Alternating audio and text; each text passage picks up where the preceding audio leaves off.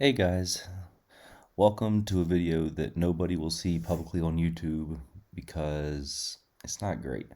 But it's the first time I flew my drone anywhere practical while traveling. The winds were super high, like 25, 35 miles an hour, with gusts higher than that, and I couldn't get very high or very far off the mountain because anxiety.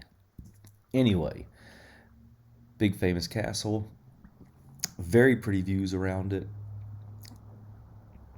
I'm not sure this video does it justice, but it's better than just pictures.